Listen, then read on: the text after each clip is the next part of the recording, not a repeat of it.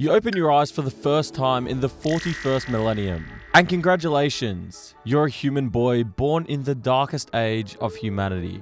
You're born on one of the countless worlds with hive cities scattered across the Imperium. You live in a hab stack, a metal box stacked thousands of meters above the ground. You grow up without a father because he's probably already dead in some previous war or taken somewhere in the galaxy and never returned. You do have a mother, but it's basically like she doesn't live there. She works long shifts in a factory on the levels above, doing whatever brutal industrial labor the Imperium assigns just to keep you fed with a roof over your head. As soon as you can understand basic words, you're told the Emperor of Mankind is a god, not just a leader or a historical figure, an actual deity who watches over humanity and demands absolute obedience. The ecclesiarchy is the state religion and runs what little education exists in the city.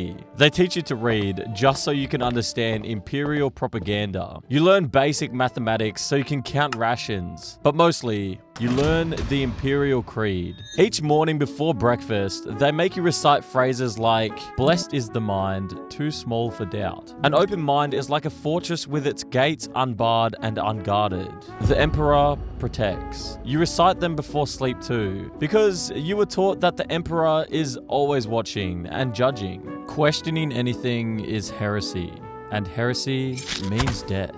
Not just for you, but potentially your entire family and neighborhood. Attendance at prayer sessions is monitored by the ecclesiarchy, and families whose children don't attend find their rations cut. You learn to say the words, even if you don't believe them, because not believing doesn't matter, as long as you obey. In military worlds, the indoctrination is even more extreme, and unfortunately for you, you live on one of them. You're handed laser guns at age 5 and taught to strip them before you learn to read. Everything else is weapons training, combat practice, and military doctrine. Your childhood is basically a boot camp that lasts from the moment you can walk until the moment you're officially conscripted. Your entire planet exists as perpetual military training grounds where war isn't something that might happen. It's inevitable. You grow up knowing that your purpose is to fight and die for the Imperium. There's no question of if you'll go to war, only when and where. Your friends are training alongside you for the same fate. It's the kind of planet that the Imperium values most. A planet whose only purpose is to produce soldiers who don't question, don't hesitate, and don't expect to survive. But while you grow up in this military camp, you need to survive first. Survival is everything. Once you're around 6 years old, you need to find a way to contribute. So you begin to scavenge, steal, and do whatever brings in enough to supplement the rations. Everyone fends for themselves because there's no alternative.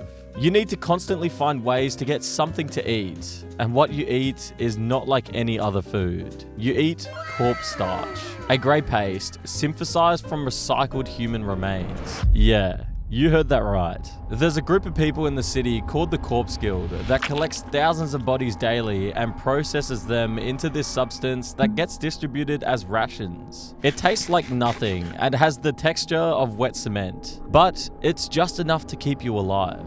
That's your entire diet. That's what you eat for breakfast, lunch, and dinner every single day. Sometimes you can trade for something else, like processed algae cakes, protein bars made from insects, or stolen goods from upper levels. But mostly it's just corpse starch. And don't think about complaining. In some hives, if you express any kind of disgust at the taste, you could be considered a rebel. You're supposed to be grateful you're being fed at all. The Imperium is efficient with its resources. Even in death, citizens serve. But food is just one of the many constant struggles in your world. You never breathed clean air, and you never will. Industrial waste from the factories above filtered down, mixing with smoke from burning refuse and the accumulated breathing of millions of people crammed into spaces never meant to hold them. Respirators exist, but they're expensive.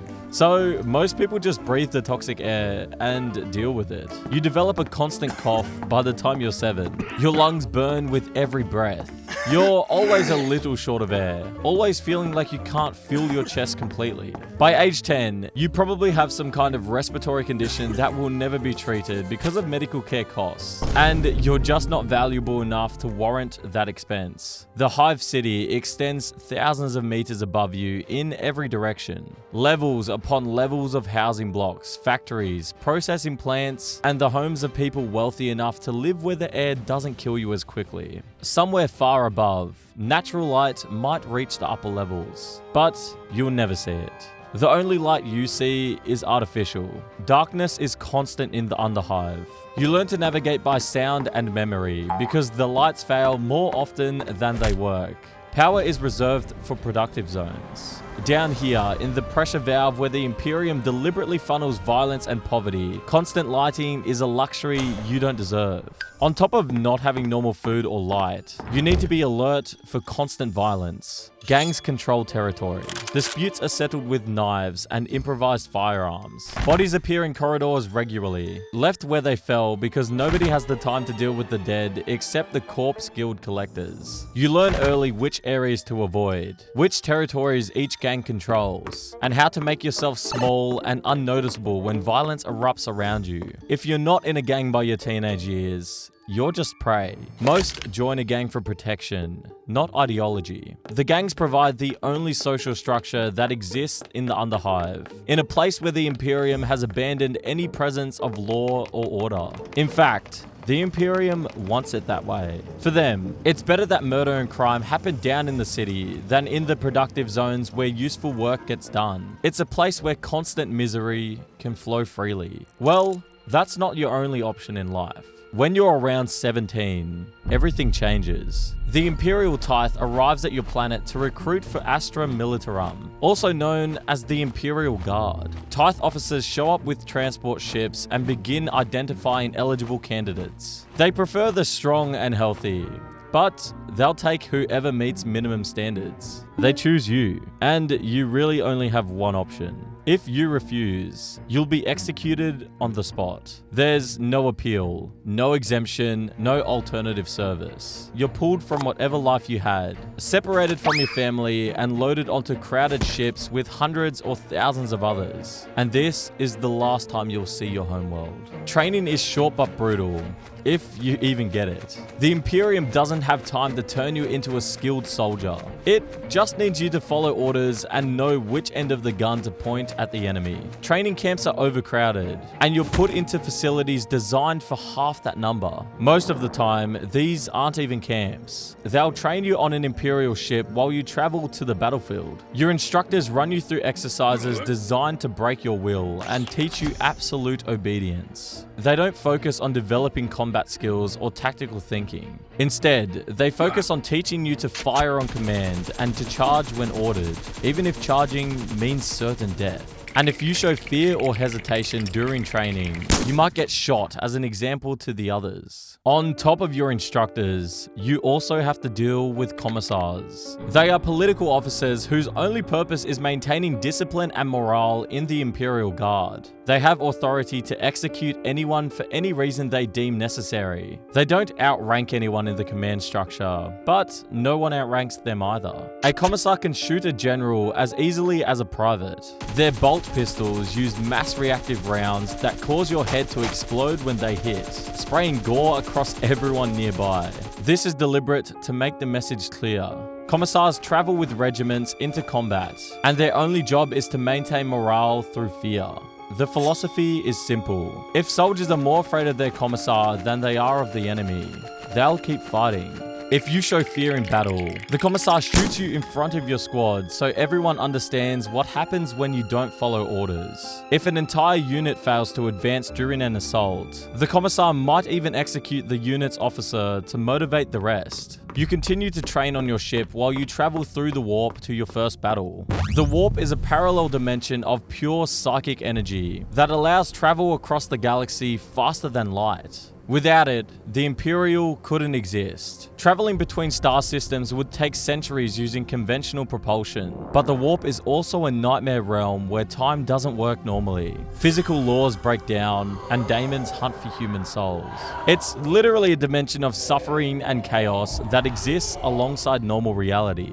During the trip, your Imperial ship travels using 3 essential components. The warp drive tears a hole in reality and translates the ship into the Immaterium. The Geller field creates a protective bubble of real space around the ship, keeping the warp at bay.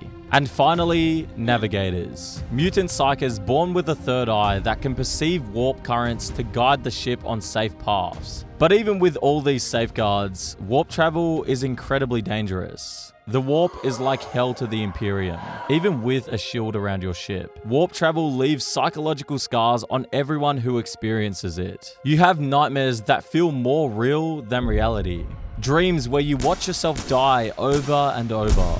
You have hallucinations of loved ones who died years ago. You even feel the constant sense that something is watching you from just beyond your perception, waiting for a moment of weakness to take control of your body. The warp is also the home of the Chaos Gods, massive psychic entities that feed on human emotion and command armies of countless daemons that are hungry for mortal souls. Prolonged warp journeys can drive people insane. Some of your crew members even begin to murder other crew members out of paranoia. Long warp travels can also give you what's called warp sickness, a condition that causes complete mental breakdown, terrifying visions, and the overwhelming certainty that you are going to die. Some of your comrades throw themselves into machinery or out of airlocks trying to escape the psychological torture. Others just stop eating or speaking, their minds shattered.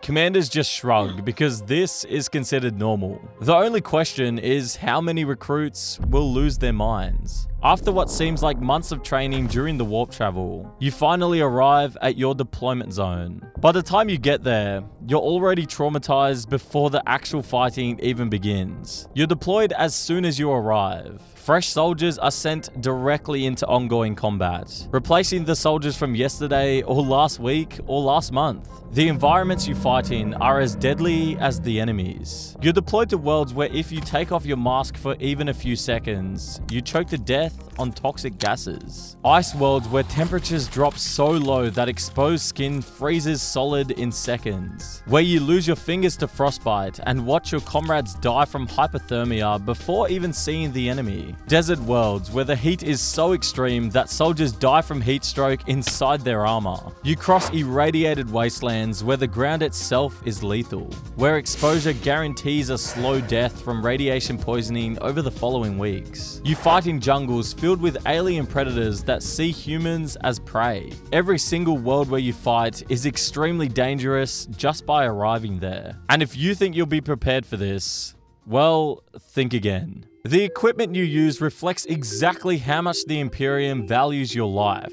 You're going into battle with the cheapest gear the Imperium could create. For armor, you get mass-produced flak vests designed for cost efficiency, not protection. The armor might protect you against shrapnel and low-velocity projectiles from primitive weapons, but it's essentially useless against anything else. Your standard weapon is a lasgun, but it's called the flashlight by pretty much everyone who's ever carried one. The lasgun is incredibly cheap to mass-produce, and the ammunition can be recharged using sunlight, electrical outlets, or even open fire. This makes it perfect for any army that spans a million worlds and can't maintain complex supply chains. The Imperium doesn't care if your weapon is effective. They care if it's efficient. To make it even worse, all your equipment is old. Like, really old.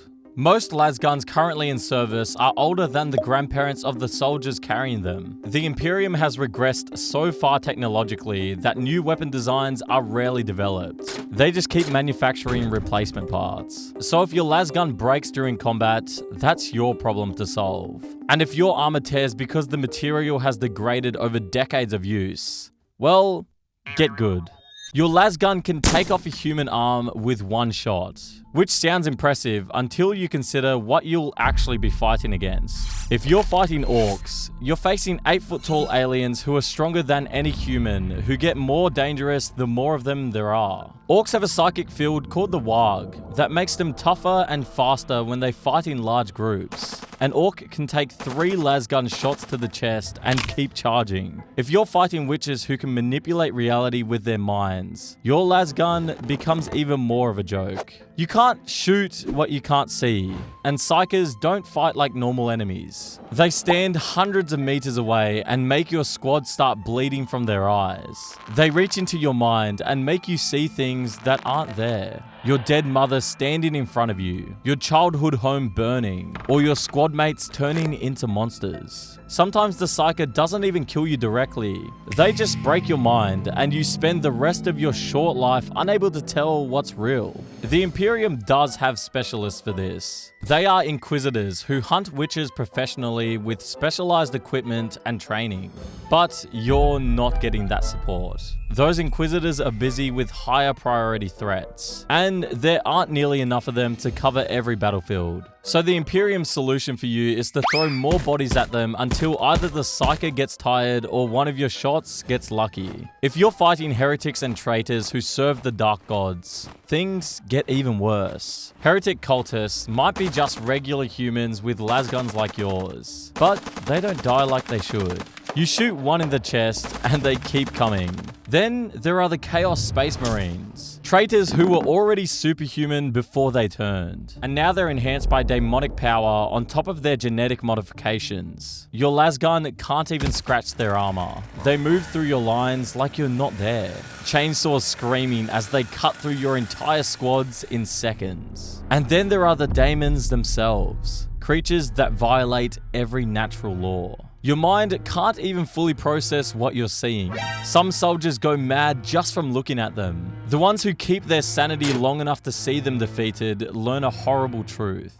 You can kill a daemon's physical form, but it doesn't really die. It just goes back to the warp, waiting to return, and all you have is your flashlight. The Imperium expects you to fight and win against these threats with bad equipment and even worse conditions. There are some cases where the expected lifespan of a guardsman is around 15 hours. The basic strategy of the Astra Militarum is to overwhelm enemies with endless numbers. It's common for millions of soldiers to die achieving objectives that could have been accomplished with fewer deaths. But to the Imperium, human lives are the most expendable asset they have. Hope simply fades over time, and soldiers who survive their first few weeks begin understanding the truth. This will never end. Just like back home, food is minimal. Official rations are calculated to provide the absolute minimum required to prevent you from starving to death. You're hungry all the time, and you get barely enough calories to move, fight, and stay conscious. The rations are everyone's favorite dish: more corpse starch. And in battles where supply lines get cut, the situation becomes even worse. You're not just hungry, you're starving. If you have some kind of break from the battle, you'll eat whatever you can find that won't immediately kill you. Medicine is even rarer than food. If you're wounded, you might receive basic treatment if a medici is close to you and has supplies remaining. But pain medication is almost never available. The Imperium doesn't waste drugs on soldiers who are probably going to die anyway. Infections go untreated. Your only options are to wait and see if you survive, or to get an amputation without anesthesia. This is the most common remedy. Field medics saw off mangled limbs while the soldier screams and your squad mates hold him down, pinning his arms and legs so he doesn't thrash and make the amputation worse. The screaming doesn't stop after the limb comes off. Sometimes it doesn't stop for hours. Sometimes it doesn't stop at all. And you hear it, knowing that next time it might be you on that table. After all you have seen and survived, the psychological damage you suffer is deeper than any physical wound. Most guardsmen have watched comrades shot by their own commissars for showing fear or attempting to retreat. They've seen friends evaporated by weapons they can't comprehend, or lost on worlds they've never even heard of. As a survivor, you've heard endless explosions and screams that leave your ears permanently ringing in your sleep. You develop severe post-traumatic stress. You have flashbacks where you're suddenly back in the trenches even years after the fighting ends. Or you disassociate out of nowhere, not entirely sure what's real and what's memory. You also develop a hypervigilance that makes it impossible to relax even in safe environments. But the Imperium doesn't acknowledge mental illness. It can't afford to. Mental illnesses are viewed as signs of weak faith in the Emperor or potential indicators of demonic possession. The response to psychological breakdown is simple. Give combat drugs to traumatize soldiers and force them back into fighting. Or execute anyone who can't perform their duties. Life is cheap in the Imperium. Why spend resources treating one soldier's mental problems when you can just conscript more from the next tithe? You can't be sure that the Imperium will have your back. In fact, you can't be sure that anyone will have your back. Some regiments create powerful bonds between comrades, where everyone around you will help them, but you aren't in one of those. In your regiment, trust barely exists. Soldiers who show excessive doubt or question the Imperium's wars face immediate danger. Thoughts like these could be reported as heresy.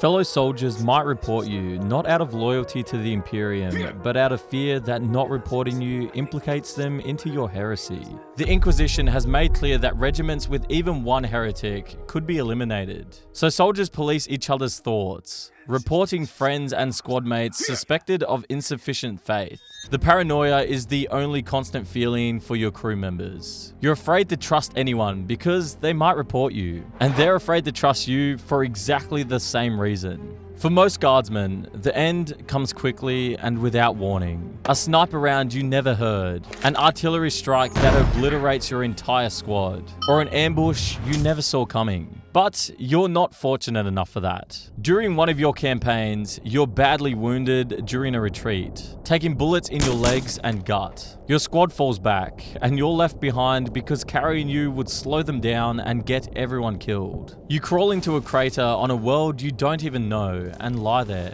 You lie in the mud and cold, far from home, far from any help. The only thing you can do is wonder what will happen next. If you're lucky, your unit's medici might notice your death and put it on a casualty report that gets filled and becomes another statistic. But more likely, you simply go missing, listed as vanished in action.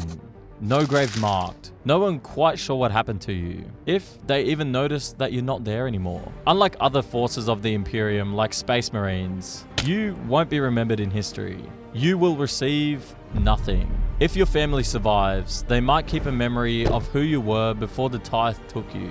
They might remember you as a child, before the Imperium claimed you. But even that fades. The Imperium produces billions of soldiers every year. Each death is just a statistic amongst trillions of lives. After all the dangers you survive at home, fighting for the Imperium and serving the Emperor, you die as just a number that nobody will remember.